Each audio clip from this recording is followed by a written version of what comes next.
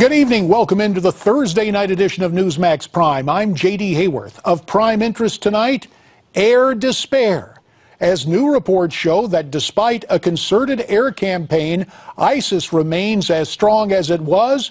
And now many experts believe airstrikes alone will not be enough. More on that a bit later. But first, the race is on. The green flag waved, and the first Republican presidential debate occurs tonight. Political commentator Michael Reagan was on this program last Friday, and he talked about how these candidates should react in order to best relate to the voters in a way similar to how his father, Ronald Reagan, did during his debates. Michael went on to say there is one candidate in particular who stands out in the crowd. I think the best thing that these candidates do is be themselves. America wants to see who they are and what they represent and where they want to take America. I want to see, and I think America wants to see, that campaign that says, you know something, this is where I want to take America. I am passionate about it. These are my issues. This is what I want to do. And I think that's why America right now has surrounded Trump in this case, because he's off the cuff and he speaks from his own passion. I'm pleased to be joined here on the anchor desk by Miranda Kahn, and for more on the story, we are joined once again by political commentator Michael Reagan, Skyping in from Southern California. As always, you can find and follow Michael on Twitter at Reagan World. So, Michael, will we see Donald Trump emulate your father in tonight's debate? Oh, I'm sure there'll be people who'll be watching the debate and think that he's emulating my father, but he is Donald Trump. And the fact that he's a citizen politician per se, or he was underestimated, as Rudy Giuliani said, like my father was, that's all in the eyes of the beholder. I think people tonight are going to be looking for leadership. Ronald Reagan showed leadership in his debates and the way he ran the state of California, ultimately the way he ran the United States of America. Donald Trump has a lot on his shoulders if he wants to be Ronald Reagan. Well, you mentioned Giuliani, the former New York mayor, was on MSNBC last night, and he had a few things to say about your father and Donald Trump. Let's take a listen. We might have a little bit of a Ronald Reagan here, a guy they underestimate. And in my particular case, I'm personal friends with, 5 or 6 of them, and I have a hard time deciding who I'd like to see be president, and I'm probably going to take a little while. But I expect Donald Trump is going to do pretty darn well tomorrow night. But even Trump has kind of been a little passive about that, saying he doesn't really have much debate experience. Now, your father was a master of the stage. What advice would you give Donald? Listen, the advice I give Donald is just be Donald Trump. Like, let Reagan be Reagan. But I think all of them need to be themselves. I think too often they listen to too many consultants, if you will. Remember my father's first debate against Walter Mondale. He was over-prepared, trying to remember everything they were shoving down his throat to get ready for the debate. And he got just taken apart in that debate by Walter Mondale. But in the second debate, we allowed Reagan to be Reagan.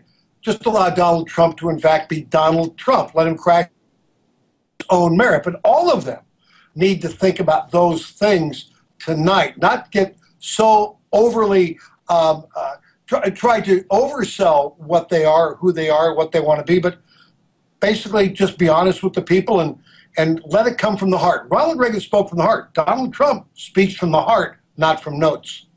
Well, we talk about this situation and debating. You touched on it, Michael. There's a happy medium between preparation and natural performance. So I'm just wondering, not being familiar with the mechanics of a debate, do you expect Donald Trump to come out and show his media genius tonight? Is there pressure on him in that way? Well, remember, he's lived before a camera for most of his life. This is not going to be new to him. Other people get very nervous in front of a camera trying to find and stammer for the right words when you have basically Donald Trump not caring about that side of it. And also, when Donald Trump tells you, I've never debated, I don't know about these things, this is new to me, just ask him the question, have you ever been in a negotiation over anything, a hotel, a casino? Remember, Ronald Reagan was president of the Screen Actors Guild for how many years? 8 or 9 times he was elected. What happened during those periods? He was negotiating deals on behalf of the actors and putting putting producers in their place, negotiating the best deal for actors. So he was very aware in the art of debate, but doing it in a closed room while negotiating with producers and others in Hollywood.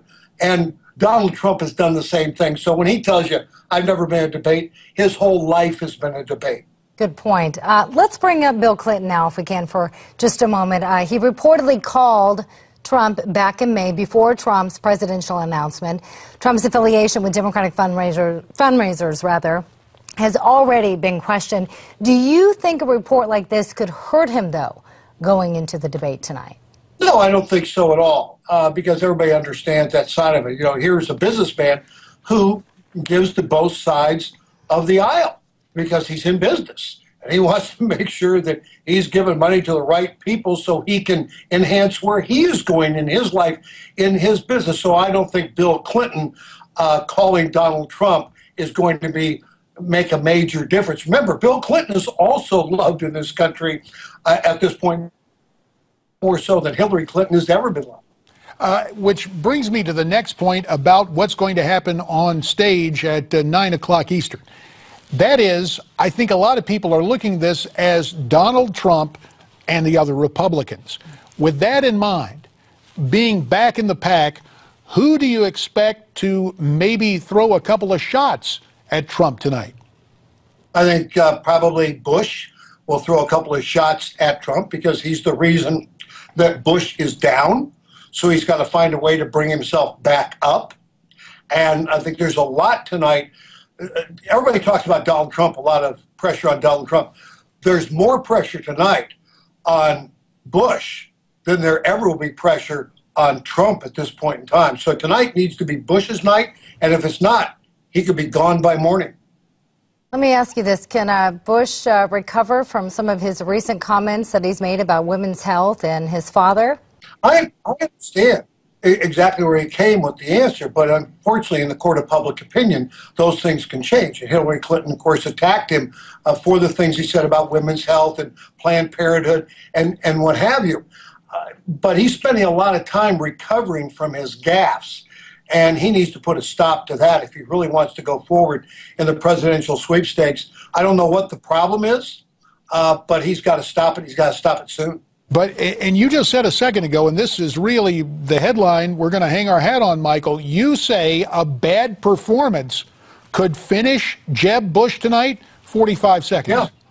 No, I think absolutely right. I think this is Jeb Bush's night. If Jeb Bush does poorly tonight, as I said, he could be gone by morning.